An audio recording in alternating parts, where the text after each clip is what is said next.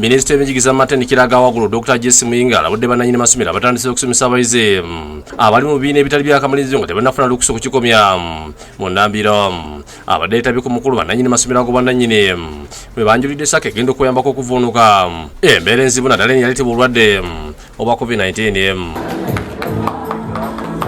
Omukolo gwetabyeko n'omumyuka wa Katikkiro owookubiri owagwansibirwa ne ssente w'amasomero ago bannannyini Michael Kiron n'abaka ba Paalamenti. Daniel Damulira ssente wa SACA n'anjudde minisita emiganyulo egiri emabega w'enteekateeka eno.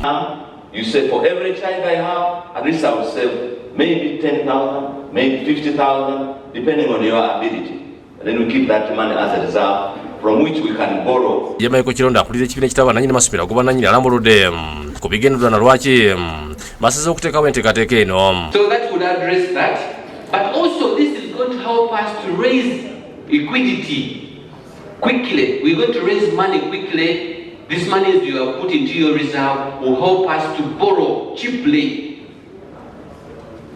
We love so much our friends the banks.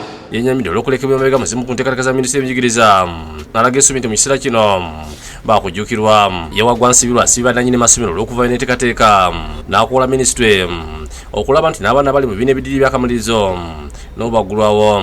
Lwaki tusaba gavumenti singa kisoboka ekkirize bano abaddako abali mu kibiina eky'omukaaga mu primary, abali mu S3 mu secondary ne S5 oba n'abo abagenda okuddira omwaka okuddira ogw'akamalirizo baddeyo, kubanga kati okuddukanya amasomero gano ng'olina baana bokka abali mu kamalirizo esente tezimala kuddukanya masomero gano. Minisita Muyinga asiba bannannyini masomero gano olw'akafube mu baana basaba okwegatta wamu okusobola okutumbula ebyenjigiriza. Babeere nga bakolagana, babeere nga bakolera wamu, babeere nga bayambagana okulaba nti abaana baffe bagenda mu masomero gaabwe eyo bakwatibwako mu ngeri eri professional. Yenyamidde olw'abannannyini masomero abasomesa beesulidde ogwa Nagamba ku biragiro ebyasso minisitiri bulamu nasaba mwongeremu amaanyi.